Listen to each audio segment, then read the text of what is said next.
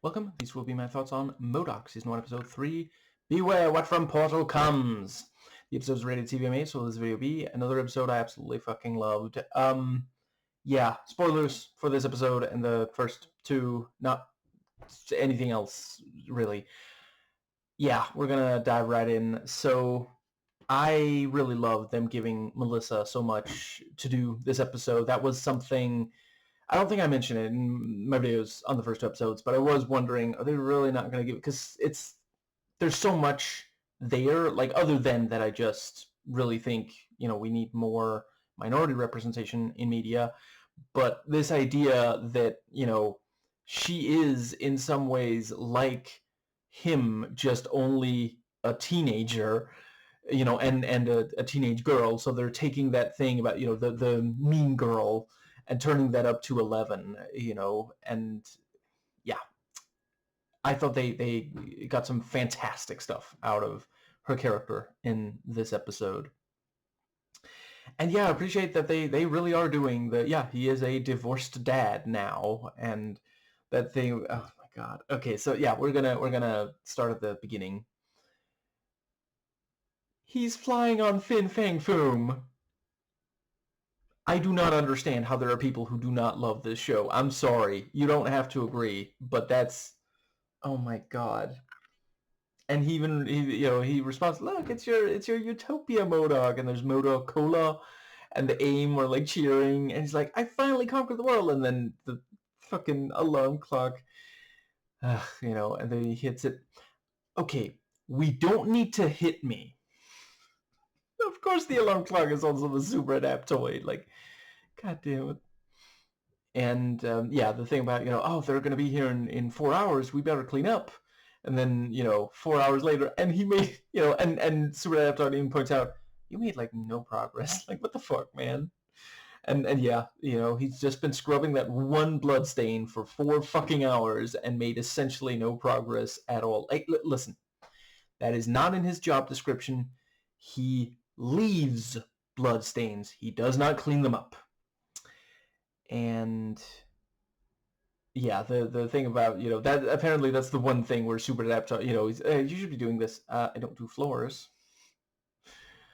And I think that does, but yeah, so they arrive, and he puts the Super Adaptoid in front of, I think it said something like, you are in Satan's home now, or something like that. Puts him in front of that, and then he moves. So but we don't see them react to it, but it's entirely possible that they did read that, but yeah. And Jody trying to put like trying to be nice about it. It's like, oh, this is a really interesting wallpaper. Nope, that is water damage. Wow. And Lou is lubing it. Just, he cannot get enough of, what did he call it? Murphying. Not sure I've heard it called that before, but then I don't know what I would call it. But yeah, it's like, does the toilet Murphy? The water went everywhere.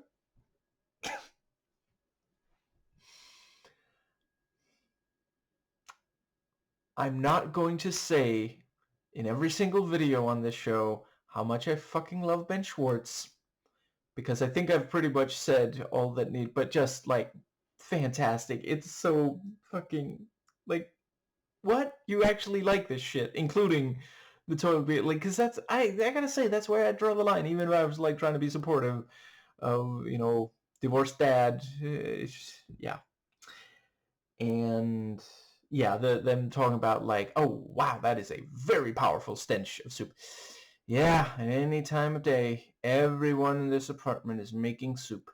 I heard them kill the chicken though, it's fresh. And then he plans on them having soup there later at any one of his neighbors. And the let's see, we have the thing about the... Yeah, and Melissa is like, please, Mom, you can't leave me here. And, the mom's like, well, I gotta go promote my book. That's so fucking awful. Oh my god. Jesus Christ. I think... Right, and there's the thing about, oh my god, it's like I'm trapped in a thick chicken fog. And I think that does bring us to the... Right, and the thing about, why did the serial killer who lived here have to be the bloodstain leaver? And yeah, so he cooks, and it's very, oh my god, this is like, if you ever meet someone who doesn't know what divorced dad energy is, show them this episode. Like, it's, yeah, perfectly nails it. And the cooking is not what they had hoped for. Even Lou seems to be like, I don't know about this. I guess maybe if the food Murphy'd. And the he lays out, so I have always wanted to know how, was it irrigation, water cycle worked. It's a bicycle made of water. I figure you guys must be just as fascinated by that. So I planned a tour, and then for a second we're like, oh god, he's really gonna take them on a tour. Like, okay, I don't know. I mean, I guess it could be worse. And then it gets worse because it's of a library where they can read about it, like, which is such a wonderfully nonsensical joke because, like, dude, internet? Like, I'm pretty sure, both M.O.D.O.K and Melissa had access to the internet through their brain computers. So it's like, why would you just, yeah. It is almost too bad we don't get to see M.O.D.O.K in a library setting. I want to see him, like, being way too loud for the poor librarian. That would, yeah. Let's see. I think that does brings us to, yeah, and the thing about, okay, so then 5 hours of dedicated rat catching. There's a lot of rats, and they're difficult to catch, so those will be hard hours. And then, Austin pops up, and M.O.D.O.K shoots, and it sets up, for the rest of the episode, he keeps wanting to shoot people, shoot his mind jewel blast his problems away, and he makes a massive hole in the wall, and then a bunch of rats are going, Lou, keep, track them, we'll catch them later. I mean, he wasn't fucking kidding. There was like a half a dozen rats there, and then they try to fucking drag him into a hole in the wall. Oh my fucking Christ. And he's like, there's plenty enough to go around. And yeah, the thing about, I don't use Outlook, which is also one of those things, like, I've met people who refuse to use Outlook. Sometimes there's one in my mirror. Yeah, that is very,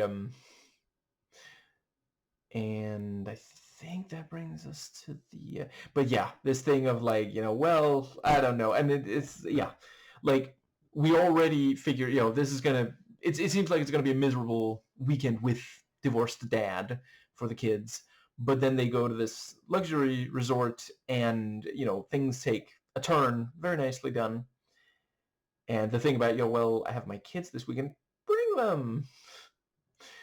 Yeah, again, that thing of, like the previous episode had the thing about like a daycare at, the headquarters now and such. So yeah, it is very in line with, I've heard of, like, yeah, places like that, big companies will let you take your kids on, a trip like that under certain circumstances, to, it's that thing of like, oh, we're just one big happy family, the kind of family where you have to do exactly what you're told, or you might end up destitute, and you have essentially no power or spare time. And we're gonna just wring every last ounce of energy and work out of you, and then toss you aside and hire someone new. And the, yeah. So they get off the plane and walk up to the, I gotta say, he made this episode. Like, it was already great, but yeah, I guess receptionist is the name, it's like, the I'm here, you're here, check me in, I would love to. And Miss Melissa's like, he doesn't know your name, Dad, you have to tell him. this shit, what's it called again? It's like, she's not a millennial, is she generation Z maybe. I can never keep track of the generations, but and he's like a boomer, so it's this thing of like, no, you have to. That's not how things work now. Just yeah. And he's like, Melissa, it goes without saying that I am M.O.D.O.K. Like, you don't have to say it. You don't even have to spell it. M-O-D-O-K, not a C. It's fucking amazing. Yeah. And let's see. Yeah, so and Lou immediately they get taken to the room. Lou immediately is loving it. And, the yeah, putting on the what's that called? The bath, I forget what it's called in English, but yeah. And the thing about, Melissa does not want to go, and then Lou says, "Time to put my naked body on the bed." They'll have food down there, right? Yeah, I have heard that teenage boys love to, yeah, do and say things to upset their sisters. I have, I've not been in that situation myself, but and let's see, I think that brings, yeah, I did think it really worked that, yeah, Melissa is better at this social thing. She's still evil, which I'm not saying that, all women or girls or teenage girls are, but, the kind of, yeah, let's see, what's that thing about, she's high school evil, working on graduating to real life evil, like tech billionaire evil, you know, and yeah, rich, powerful people evil. And so yeah, she tells him how to play this game, and it was also so great. I really appreciated Tony Stark showing up, and he's like, yeah, I'm actually gonna destroy this company. I sent my hologram instead so that I can keep working on that. Oh, by the way, apparently I think it's like John Hamm who does the voice. Wonderful. And yeah, I mean, he really does absolutely nail it in both of these appearances so far. Yeah, you have the let's see. Yeah, the yeah, and Austin, wording it weirdly so M.O.D.O.K. thinks he's giving a speech. You're not here to teach leadership. You're here to learn it. You're the guest of honor. You're the guest we're most honored to be teaching. God, what a fucking asshole. And that one guy who's just like laughing like, Jesus, dude, lay off the fucking nitrous. Breathe, okay? Take it down a notch. Like, holy shit. And and M.O.D.O.K. is like, well, I think I left with some dignity intact. And then the receptionist comes up. It's talking about like, you cannot be in the jacuzzi because you have diarrhea. I went around to everyone telling them Mr. M.O.D.O.K. has diarrhea. And the way he's shouting it, and just, oh my fucking god. And M.O.D.O.K. is, I forget if it's this scene or later, but he's like, why are you doing this? And it is such a great, like, it's taking this, because again, sitcom, it's very much, playing on the tropes of the sitcom, this entire show so far. Yeah, just when the protagonist thinks, okay, that I can't possibly be embarrassed anymore, then something, will happen to make it even worse. And, yeah, to really push it into the extreme, yeah, they do a really great job. And yeah, Melissa says she doesn't want to come to his apartment ever again, as long as, and if she helps him get the company back. And he says yes. And he does, ultimately he does want to spend time around. He wants them to be happy, but he is still prioritizing. I don't know if that's going to end up changing over the course of the season, but so far he is prioritizing, he selfishly. He is not thinking of his family as much as himself. Again, sitcom trope for the the workaholic, you know father of the family, head of the family. That's it. Still not getting enough sleep. I think that does pretty much cover. Now you might think the reason I'm not sleeping well enough is that that mutant dog creature, especially once it ambigified, is now my sleep paralysis demon, but it's actually physical pain. I think but yeah, and so they go, yeah, the thing about so M.O.D.O.K gets invited, and first he's like no, and it's got the laser ready, and she's like no, Dad, and he's like we would love to come, please leave, knowing that you have made our day. And again, the sitcom thing of like, why would that work? Like he threatened the guy. He's like firing up the laser. I really appreciate how much he's using the laser too. And yeah, let's see that. Yeah, I like I forget when in the episode it happens, but Melissa pointing out, I think Austin set you up, and yeah, it's that thing of like she has a little bit more distance between from it, away from it, so she can appreciate because like yeah, he did. Oh, there we go. Autofocus unfucked itself. Yeah, the let's see, and yeah, her talking about like yeah, at first it sounds like she's like actually good with people. Oh no, she just likes to fucking destroy people. The thing about like Grippins, Jesus Christ, that's fucking dark. And yeah, the thing about like, oh yeah, they all have their weaknesses now, crush them, and they do the meta joke of like, Dad, would you stop waving the golf club so close to my head, because we thought, oh, it's like a transition thing, but nope, he apparently is doing it for real. Isn't that also like, I haven't actually watched SpongeBob SquarePants. Something about life being too short, but some people love it. I have absolutely no problem with that. But there's, I believe, a gag in there as well about like, the a few moments later or something, and then he's like, do I keep having how long am I going to have to keep holding up these signs that have time units on them or something like that?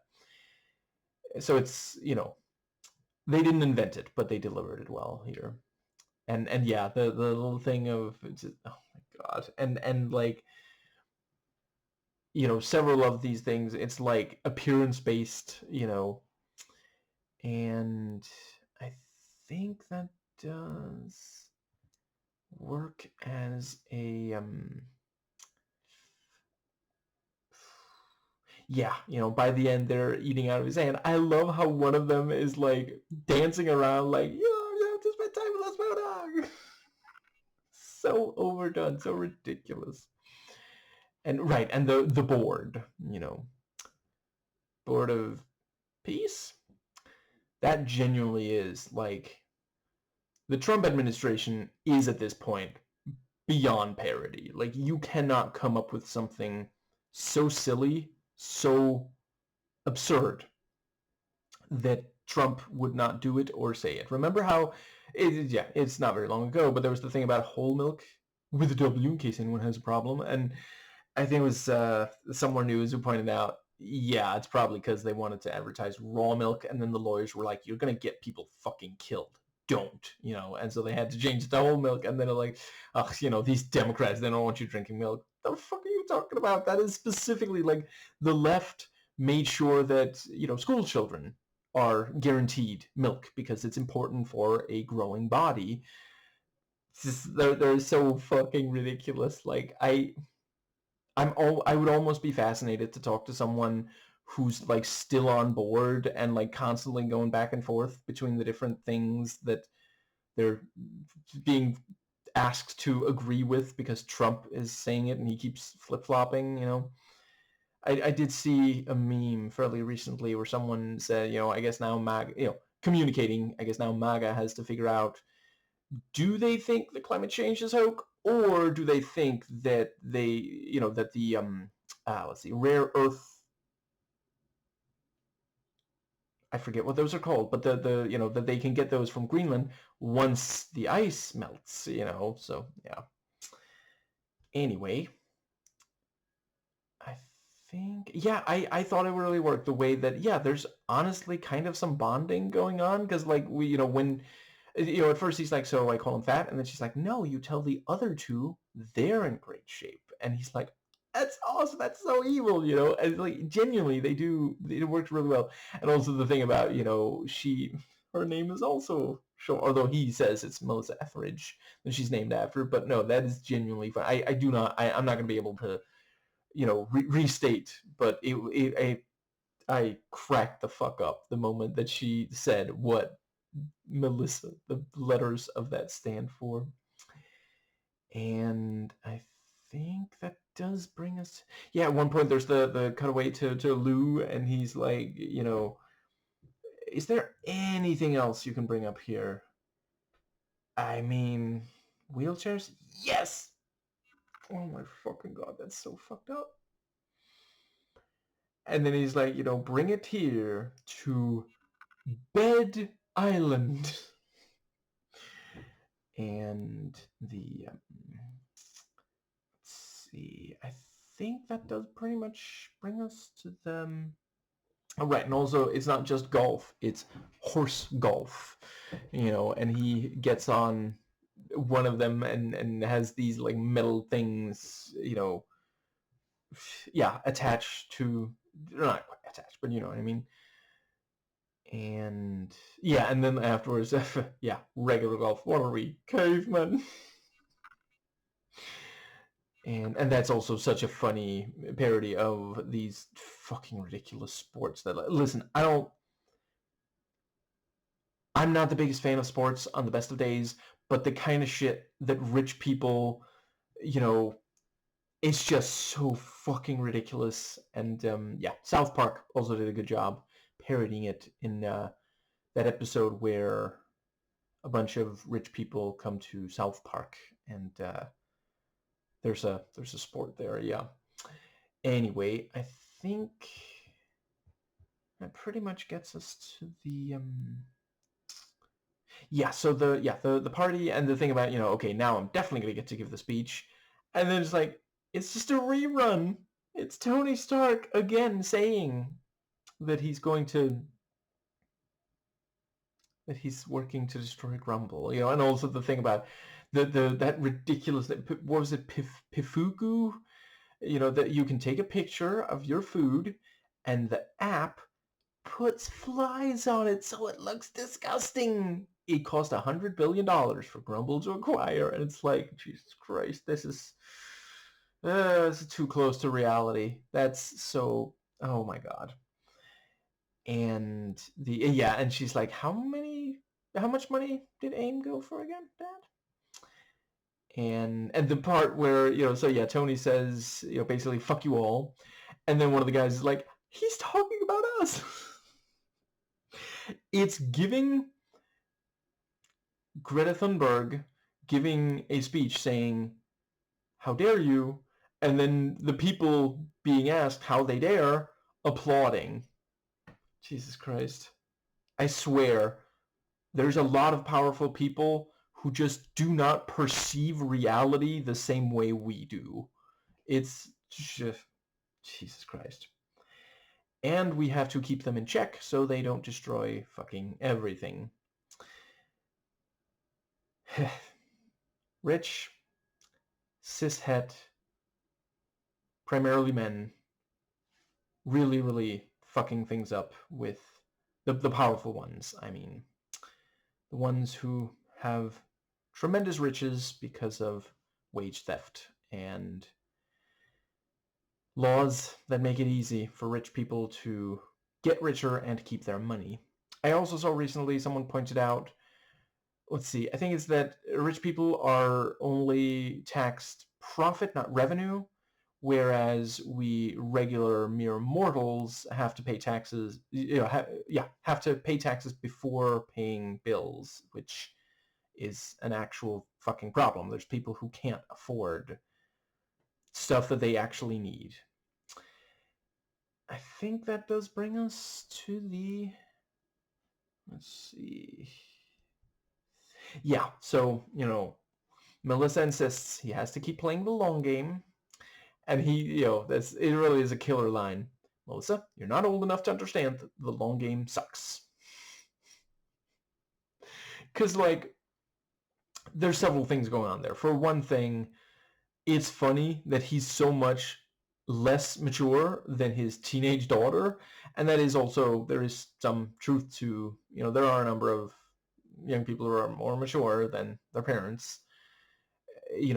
Socialization has changed a lot, and yeah. But it's also like, yeah, I mean, under certain circumstances, the long game is not going to get you anywhere in real life if you don't start out with enough power to, yeah. So, yeah. And I think that brings, I love the little things of how, we don't, it's only at the end that we get a good look at the board. We only see their silhouettes, but, they're laughing at M.O.D.O.K too. They're giving thumbs up at one point, thumbs down at another, when M.O.D.O.K was hoping, because yeah, like, maybe the board like a party where everyone dies because, like, they're evil, and yeah, so he pretends to Melissa that he's going to follow her advice, and then he goes and does not do that. Opening a portal, and it was genuinely funny. He, like, not Skrulls, not shit. What's the other one? Yeah, I forget, but they're from the comics, and not the Watcher. Having a big head is my thing. And he thinks he's going to bring in the Brood, but he brings in, I have to admit, I was not familiar with that. That was the only one, the party people, hedonists. I was not familiar with them, but they're apparently from, like, a Thor. Wait, Thor? I forget, but it's from a comic that I did not read a ton of. But yeah, and the idea that the Brood were partied to death is so fucking funny, because that's like, yeah, like the Brood, like, I was genuinely thinking, is he gonna leave that fucking portal open? Do you not remember how, like, because he's familiar with the Brood, like, yeah, it's all well and good that he can, head duel laser to them to death. You really don't want to fuck around with the Brood. Like, that's, yeah. And, yeah, he's like, oh, there's a crisis. Ah, shit, it's just party people, and then, oh, I don't know, maybe this is not so bad. And then, goes after the ball, finds a Brood, and, they're like, they will party you to death. And it's just, oh my God. I never thought I would see a Brood in that kind of situation, and it's just so fucking good. And yeah, he goes back, and there's like a pile. Another one is unable to limbo quite far enough, so he gets thrown on the pile. The reject pile of people who just can't limbo quite as much as the party turtle beings can. And yeah, he does use Melissa's advice about, finding a weakness and exploiting it, and this thing of, like, oh, they all want to be the life of the party. And so he goes around, I'm glad you play it safe, You don't normally dance to this song, do you? It's kind of shit. And yeah, eventually they all, take their shells off, and then he can't. And that was also, oh my fucking God, when he, like, shoots, and one of them, it's apparently sexual for them. And it's just like, oh, please don't. Like, it's okay, we get that, it's like, that's not going to work, and it is only at the very end that he actually accomplishes anything with the head jewel laser thing. Everybody says I can't blast my problems away. Most of the time they're right. And then the, yeah, for it to even, for not just it doesn't work, but it's also this fucker's getting off on it. And it's also that one point was, great news, everyone, you can have sex with them. Yeah. The, let's see, I think that does bring us to, oh, it was so fucking great when Lou is like, oh, Mom's on TV, and it's pandemonium, and he's like, well, I couldn't put your book down. I also couldn't pick it up because, my hands are demons. And then he smacks them into the table, and people are like, oh no, and he's like, what? They're demons. That's so fucked up. And let's see. And that's, again, just such a fucking weird idea to have. It's shit. I forget if Pandemonium is his full name, but something Pandemonium. For him to have a fucking talk show where he interviews, lifestyle influencers is just such a just genuinely bizarre idea. Like, how do you even come up with something like that? It's just so, god damn it. And again, he looks just like in the at least some of the comics. It's just, yeah. And I think that does cover the let's see. Yeah, and so he blasts the various oh, right, and he also, he takes credit for, or he admits that he should get credit for, the party, and Melissa's of course very hurt. And later when he like calls her and she just swears at him, and it's just,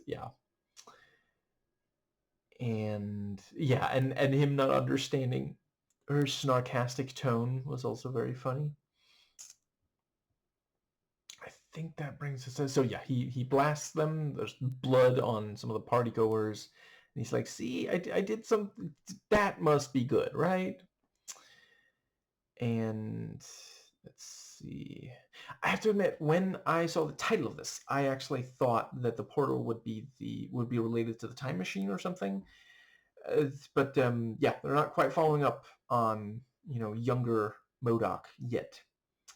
But this does reveal Austin is gathering M.O.D.O.K's tech, and I am not entirely sure if I've seen before whatever creature forms the three board members, but yeah. So it's villain on villain stuff, and I think that does pretty much. I mean, I would guess he's villain for working with something so creepy looking as the board. Let's see. The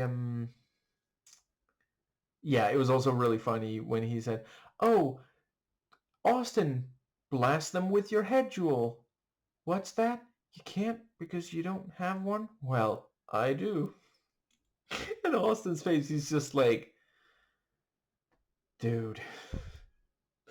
I don't know if he looks like he's starting to not be able to do the charade anymore, to keep pretending like he doesn't hate M.O.D.O.K's guts. Let's see.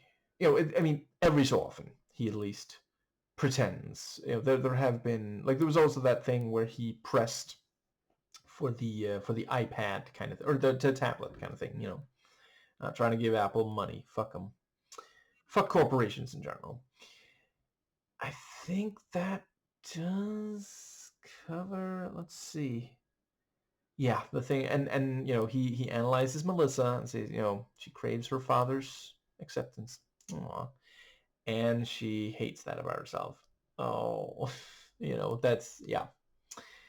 And yeah, there's the thing about, you could, if you want, you could still come see me at the place.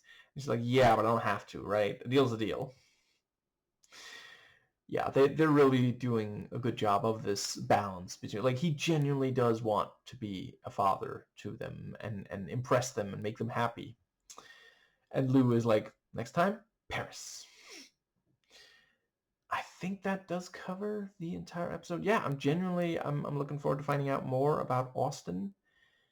And I suppose that does pretty much cover.